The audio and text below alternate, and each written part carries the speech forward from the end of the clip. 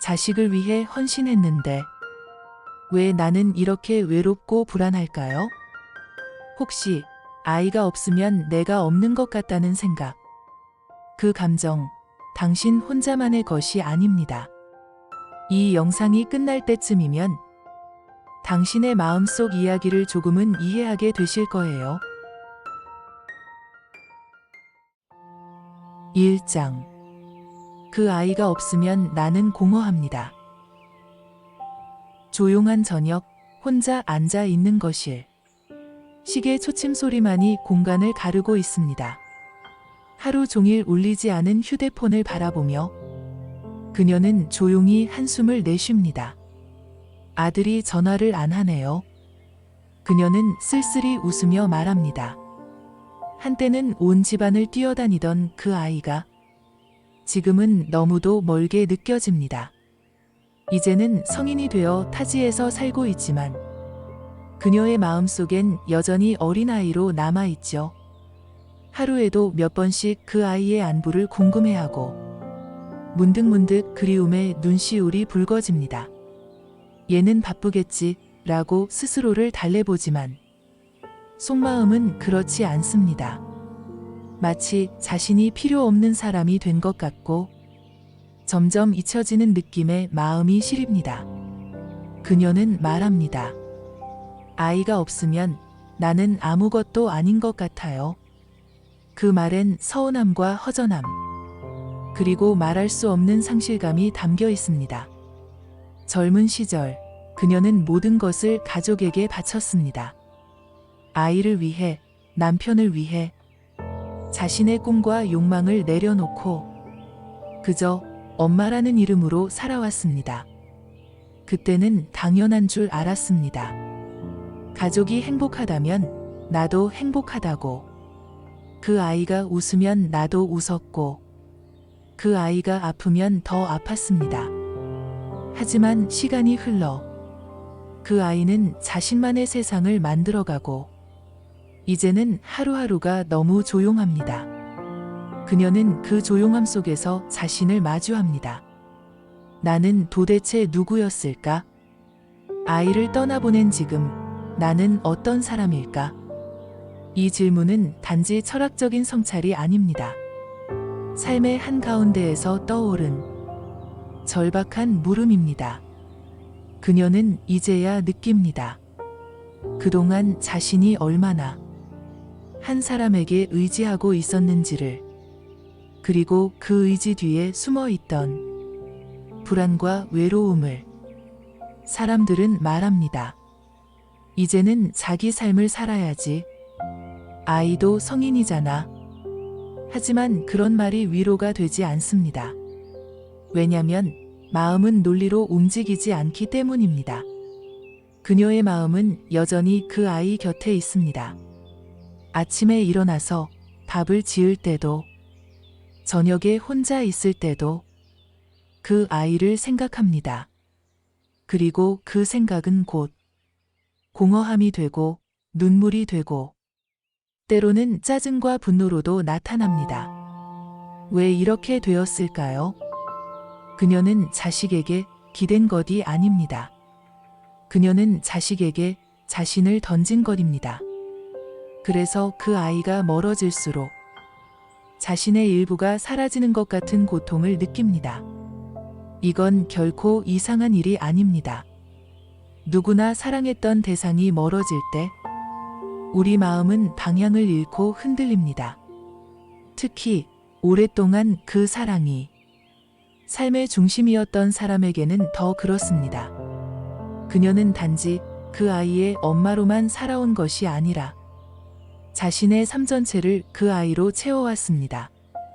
그래서 지금 그 공허함은 단지 외로움이 아니라 자기 존재의 붕괴처럼 느껴지는 것입니다. 그녀는 아직 모릅니다. 그 공허함이 말해주는 진짜 의미를, 그 감정이 가리키는 심리학적 신호를, 그 마음을 이해하고 다룰 수 있는 방법을. 하지만 괜찮습니다.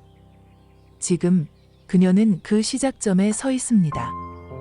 고요한 저녁, 아무도 없는 거실에서 자신의 내면을 처음으로 들여다보려는 그 순간에 어쩌면 지금이야말로 그녀가 처음으로 자기 자신과 만나는 시간일지도 모릅니다. 그 아이가 없는 지금, 진짜 나를 만날 수 있는 여정이 시작되고 있습니다. 2장. 돌아가고 싶다는 마음이 만들어낸 감정. 그녀는 가끔 이런 상상을 합니다. 그 아이가 다시 8살로 돌아간다면 손을 잡고 학교에 데려다주고 간식을 만들어주고 밤마다 책을 읽어주던 그 시절로, 지금의 조용한 집이 아니라 웃음소리와 장난이 가득한 바쁘고 분주했던 그때로 돌아간다면 지금보다 훨씬 덜 외로울 것 같다고, 훨씬 더 행복할 것 같다고 생각합니다. 그런데 그 마음은 단지 그리움에서 비롯된 것이 아닙니다. 그 속에는 퇴행이라는 심리적 반응이 숨어 있습니다. 퇴행은 마음이 너무 힘들 때, 과거에 안전했던 시절로 심리적으로 되돌아가려는 무의식의 움직임입니다. 그 시절로 돌아가면 덜 아프고 덜 두렵기 때문이죠. 그녀는 요즘 자신도 모르게 아이와 함께 보냈던 오래된 앨범을 자주 꺼냅니다. 그때 찍은 사진들을 멍하니 바라보며 눈물이 고이기도 합니다. 그때가 제일 행복했던 시절이었어요. 그 말 속엔 지금의 현실을 받아들이기 어려운 마음이 담겨 있습니다. 퇴행은 때로 이런 방식으로 우리에게 다가옵니다. 몸은 어른인데 마음은 다시 아이로 돌아가는 것. 결정하기 어렵고 누군가에게 기대고 싶고 혼자 있기 싫고 감정 조절이 힘들고 나도 모르게 아이를 향해 짜증을 냈어요. 전화를 안 한다고 서운해서 말을 쏘아붙였죠. 그녀는 그 말 뒤에 침묵합니다. 그리고 곧 조용히 이렇게 말합니다. 나도 알아요. 그러면 안 되는 거. 근데 마음이 안 돼요. 맞습니다. 이건 이성의 문제가 아닙니다. 감정의 문제입니다.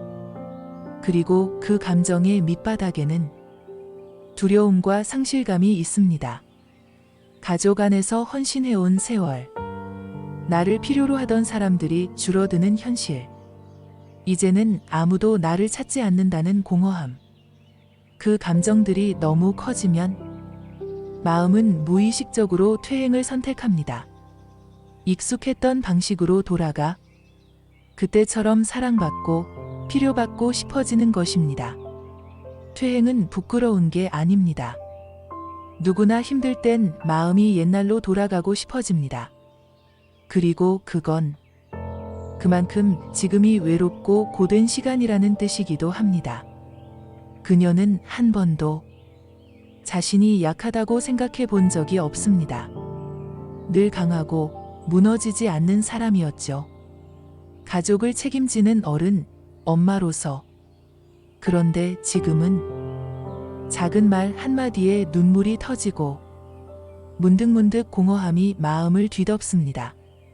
그 감정에 당황하고 스스로를 자책합니다. 하지만 퇴행은 실패가 아니라 회복의 시작일 수도 있습니다. 지금 너무 아프다는 신호를 마음이 보내고 있는 것일지도 모르니까요. 그녀는 아직 잘 모르지만 이 감정이 나약함이 아니라 회복을 위한 본능이라는 걸 곧 알게 될 것입니다. 그 아이가 어린 시절로 돌아올 수는 없지만 그 시절을 품고 있는 자기 자신의 마음을 이해할 수는 있습니다. 그리고 그 이해가 서서히 그녀를 진짜 치유의 길로 이끌 것입니다. 돌아가고 싶은 마음. 그건 현실에서 도망치고 싶은 게 아니라 그때의 사랑, 그때의 의미, 그것을 다시 찾고 싶은 마음입니다. 그리고 그건 당신의 마음이 아직 살아있다는 증거입니다. 이제 우리는 그 감정을 부끄러워하지 않고 그 안에 담긴 이야기를 함께 들여다보려 합니다. 3장. 나와 자식을 동일시하는 심리. 얘가 잘 되면 내가 다 잘된 기분이에요. 그녀는 그렇게 말합니다. 그리고 말끝에 덧붙입니다. 근데 얘가 힘들어하면 제가 숨이 막혀요. 자식의 감정이 곧 자신의 감정이 되는 순간 우리는 그 감정의 경계를 잃어버립니다. 그녀는 아이가 취업에서 고생할 때 밤잠을 설치며 괴로워했고 연애가 실패했을 땐 자기 일처럼 상심했으며 최근엔 자식의 작은 말 한마디에도 온종일 기분이 가라앉습니다. 처음엔 이게 엄마라면 당연한 거라고 생각했습니다. 하지만 점점 이상하다는 생각이 들었습니다. 왜 내 기분이 그 아이에 따라 이렇게 요동치는 걸까? 왜 나는 내 삶보다 그 아이의 삶에 더 민감할까? 그녀는 말합니다. 그 아이가 나 같아요. 그냥 나 같아요. 이 말은 단순한 애정 표현이 아닙니다. 무의식 속에서 그녀는 자식을 자기 자신처럼 느끼고 있었던 것입니다. 심리학에서는 이것을 동일시라고 부릅니다. 자기 안에 어떤 감정을 다른 사람에게 투사하고 그를 통해 마치 자신을 보는 것처럼 여기는 것. 특히 부모-자식 관계에서는 이 동일시가 더욱 강하게 작용합니다. 자신이 하지 못했던 것, 성취하지 못했던 꿈, 받지 못했던 사랑을 자식을 통해 대신 이루고자 합니다. 그녀는 자신도 모르게 자식을 통해 살아왔던 겁니다. 자식이 성공하면 자신이 인정받는 것처럼 느끼고 자식이 실패하면 자신이 부정당하는 것처럼 아팠던 것이죠.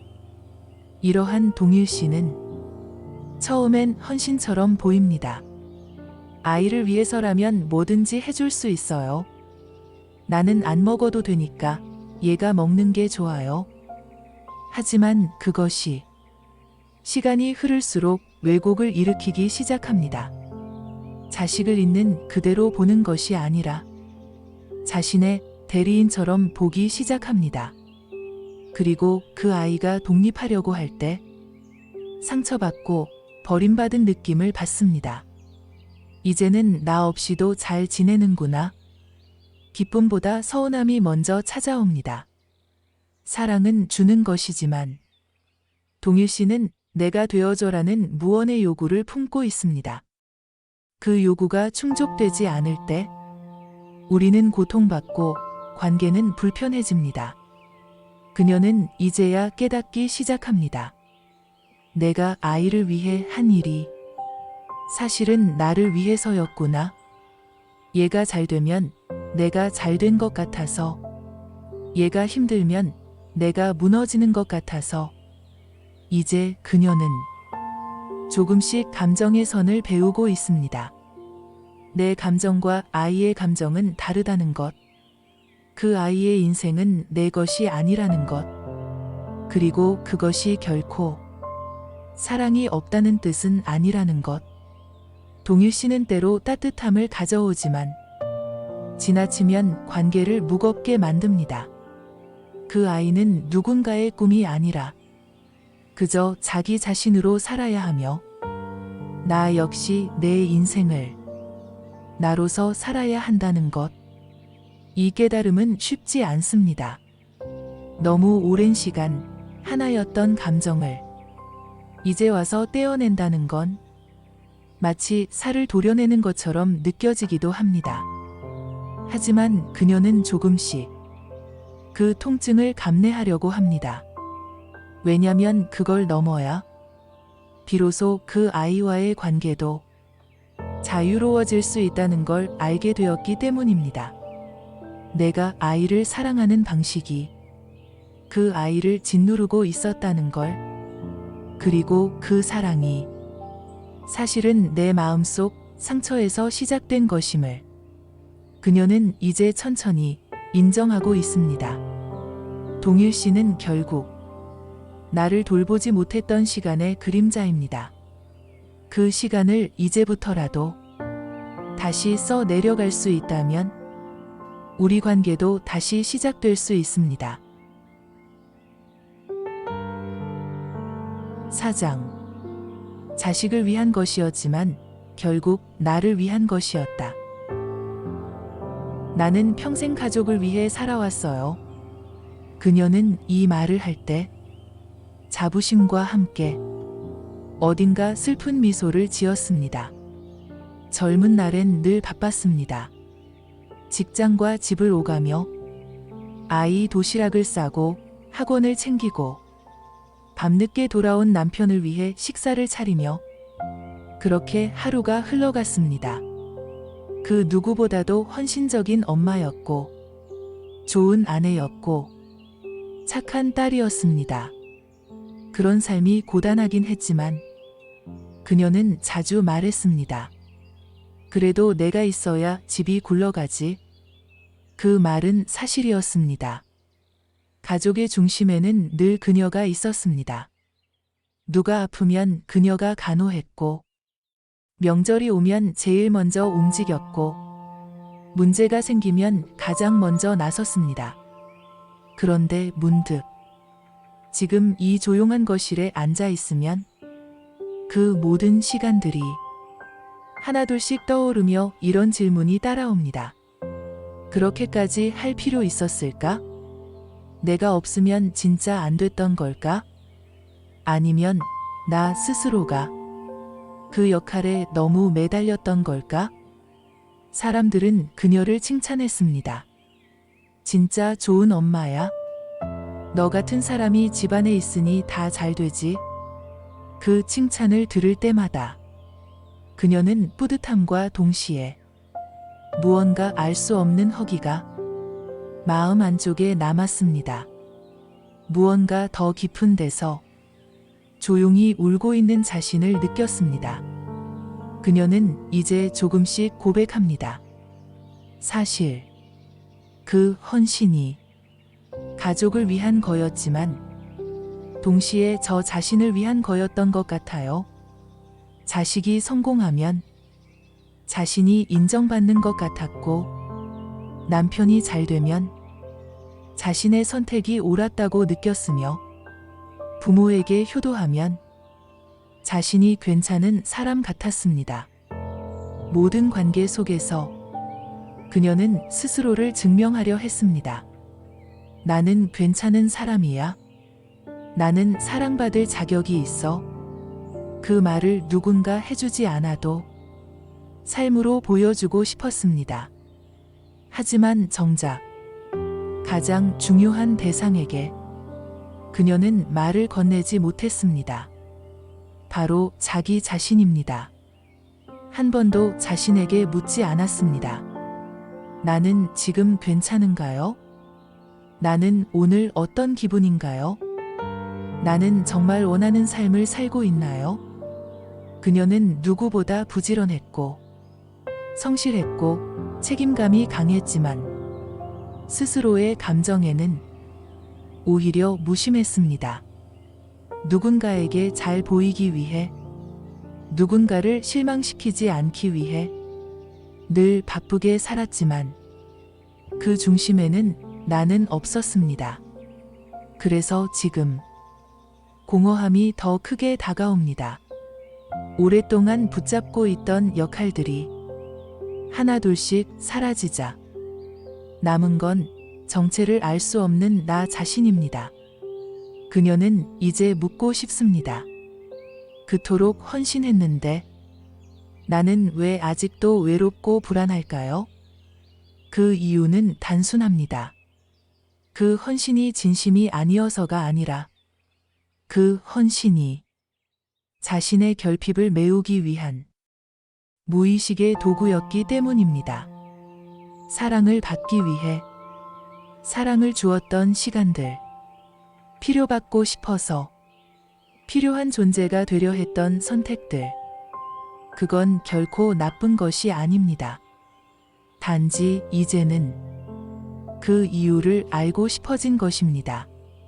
내가 왜 그렇게까지 했는지, 이 진실을 마주하는 건 때로 두렵고 불편합니다.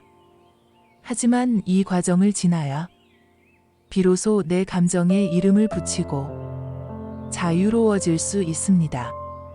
이제 그녀는 깨닫습니다. 자식을 위한 삶은 사실 나를 위한 길이기도 했다는 것을, 그리고 그 길의 끝에서 자신을 발견할 수 있었다는 것을. 그토록 오랜 시간 바깥을 향해 있던 마음을 이제는 안쪽을 향해 돌이킬 시간입니다. 진짜 나를 위해서. 5장. 고요 속에 떠오르는 내 마음의 진짜 소리. 이제 그녀는 혼자 있는 시간이 많아졌습니다. 처음엔 그 시간이 너무도 불편했습니다. 텔레비전 소리라도 틀어야 집안이 살아있는 것 같았고 주방에 일부러라도 불을 켜두었습니다. 하지만 어느 순간부터 그녀는 가만히 있는 연습을 시작했습니다. 창밖을 바라보며 멍하니 앉아 있는 것, 바람 소리, 시계 소리, 냉장고 돌아가는 소리, 그 고요함 속에서 자신의 마음이 조용히 떠오르기 시작했습니다. 처음에는 감당이 안 됐습니다. 눈물이 났고 막연한 불안이 올라왔고 이유도 모른 채 마음이 답답했습니다. 나는 대체 왜 이렇게 허전한 걸까? 무엇이 이렇게 나를 무겁게 만드는 걸까? 그녀는 그제서야 깨달았습니다. 그동안 너무 많은 감정을 억누르며 살아왔다는 거요. 슬픔도, 분노도, 외로움도, 자식과 가족을 위해 참아냈고 그 감정들을 잊은 척하며 지냈습니다. 하지만 감정은 사라지는 것이 아니라 마음 깊은 곳에 쌓여 있다가 고요해질 때 그제야 올라옵니다. 너무 서러웠어. 정말 지치고 외로웠어. 나는 사실 사랑받고 싶었어. 그녀의 내면에서 그동안 미뤄왔던 말들이 터져 나왔습니다. 누군가에게 들려주지 못했던 이야기들, 심지어 자신조차 제대로 들어보지 않았던 마음들. 그 순간 그녀는 처음으로 자신의 감정에 귀를 기울였습니다. 그 감정이 유치하다고 생각하지 않았고 부끄럽다고 피하지 않았습니다. 그 감정들은 어린 시절부터 자신과 함께 살아온 오랜 법과도 같았습니다. 이제야 비로소 그 친구들의 얼굴을 바라본 것이죠. 감정은 적이 아닙니다. 우리를 무너뜨리려는 것도 아닙니다. 그저 우리가 얼마나 외로웠는지, 얼마나 아팠는지, 그리고 얼마나 사랑받고 싶었는지를 알려주고 싶었을 뿐입니다. 그녀는 어느 날 혼자 거울을 보며 이렇게 말해보았습니다. 괜찮아. 많이 참았지?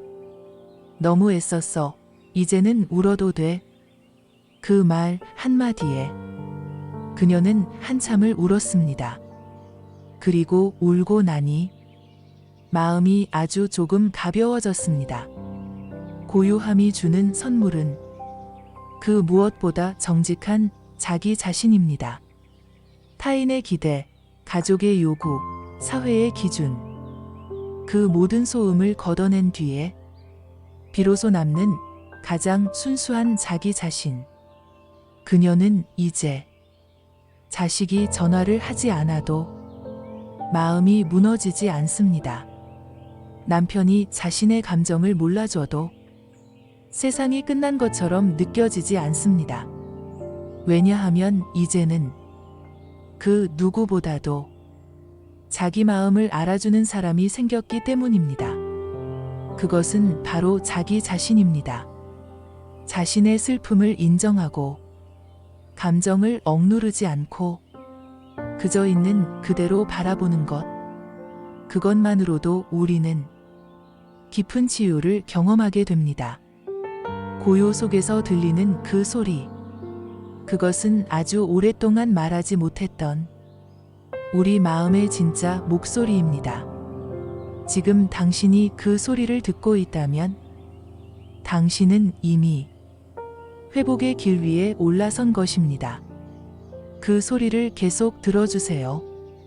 그 소리야말로 당신이 살아있다는 가장 확실한 증거입니다.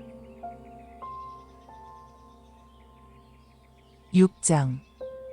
나를 위한 삶의 첫 연습. 거리두기와 자기 돌봄. 이제는 조금 거리를 두려고 해요. 그녀는 조심스럽게 그렇게 말했습니다. 자식에게, 가족에게 너무 가까이 있던 감정을 이제는 조금 떼어보겠다는 선언이었습니다. 그 말에는 여전히 망설임이 묻어났지만 그 안에는 분명한 변화가 담겨 있었습니다. 더 이상 아이가 전화를 안 해도 불안해하지 않기로, 기다림을 삶의 중심에 두지 않기로. 처음엔 쉽지 않았습니다. 그 아이의 SNS를 들여다보고 메신저 창을 들락거렸습니다. 그러다 문득 깨달았습니다. 이건 내가 바라는 소통이 아니라 불안의 연장이라는 거요. 그래서 그녀는 결심했습니다. 기다리는 시간을 자기만의 시간으로 바꾸기로. 작은 다이어리를 샀습니다. 매일 아침 자기 기분을 한 줄 적기 시작했습니다. 마음이 편안한지, 서운한지, 무슨 생각을 하고 있는지 그냥 그대로 적었습니다. 그 짧은 기록이 쌓이면서 그녀는 놀라운 걸 발견했습니다. 나는 꽤 많은 감정을 느끼고 있었구나. 나는 하루하루를 그냥 보내지 않고 있었구나. 또 하나, 산책을 시작했습니다. 늘 다른 사람과 함께 걷던 길을 이제는 혼자 걸었습니다. 햇살, 나뭇잎 흔들림, 바람 소리. 그 모든 것이 새롭게 느껴졌습니다. 처음엔 어색했습니다. 하지만 점점 그 고요한 시간들이 마음을 정리해주고 있음을 느꼈습니다. 혼자 밥을 먹는 것도 연습했습니다. 예전엔 TV를 틀어놓거나 누군가와 통화를 하며 허전함을 달랬지만 이제는 조용히, 천천히 자기 음식을 바라보며 씹었습니다. 그 시간 속에서 그녀는 자신에게 집중하기 시작했습니다. 내가 뭘 좋아하고 어떤 맛에 기분이 좋아지는지, 어떤 공간에서 마음이 편해지는지를, 그리고 무엇보다 중요한 변화가 찾아왔습니다. 그녀는 이제 자기 자신을 작은 아이처럼 돌보기 시작했습니다. 감정이 흔들리면 스스로를 다독입니다. 괜찮아. 지금 이 감정은 자연스러운 거야. 너무 오랫동안 참았으니까 당연하지. 자신에게 말을 걸고 때로는 토닥여주며 그녀는 알게 되었습니다. 이전까지는 한 번도 스스로를 돌본 적이 없었다는 거요. 늘 누군가를 챙기며 자신을 뒷전으로 두었고 그게 당연한 줄 알았습니다. 하지만 이제는 알게 되었습니다. 진짜 사랑은 먼저 나 자신을 돌보는 것에서 시작된다는 것을. 자식과의 거리두기는 사랑이 식은 게 아니라 사랑이 더 건강해지기 위한 선택입니다. 그리고 자기 돌봄은 이기적인 행동이 아니라 관계의 질을 높이기 위한 가장 성숙한 자세입니다. 그녀는 말합니다. 이제 조금씩 나를 알아가는 것 같아요. 예전엔 몰랐던 내 마음, 내 취향, 내 생각들이 보여요. 그녀의 눈빛은 이제 어디에도 의존하지 않고 조금씩 자기 안에서 빛나기 시작합니다. 그렇게 그녀는 한 걸음씩 자기 삶으로 돌아오고 있습니다. 그 길은 빠르지 않지만 매일매일 분명히 나아갑니다. 그리고 당신도, 지금 이 이야기를 듣고 있는 당신도 그 길 위에 함께 있습니다. 자식을 위한 삶이 끝나는 순간, 비로소 나를 위한 삶이 시작됩니다. 그 시작은 지금 이 고요한 시간에서부터입니다.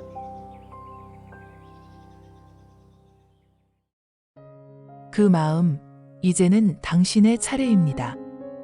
자식을 향한 사랑. 그건 너무도 자연스러운 마음입니다. 하지만 그 사랑이 때로 우리 자신을 잃게 만들기도 합니다. 이제는 그 마음을 조금씩 나를 향해 돌려줄 시간입니다. 자식을 위한 삶이 아닌 나를 위한 삶의 시작. 그건 결코 늦지 않았습니다. 당신은 지금도 충분히 소중하고 존재만으로도 가치 있는 사람입니다. 이 이야기가 당신의 마음을 조금이나마 따뜻하게 감싸주었기를 바랍니다. 다음 이야기에서 또 만나요.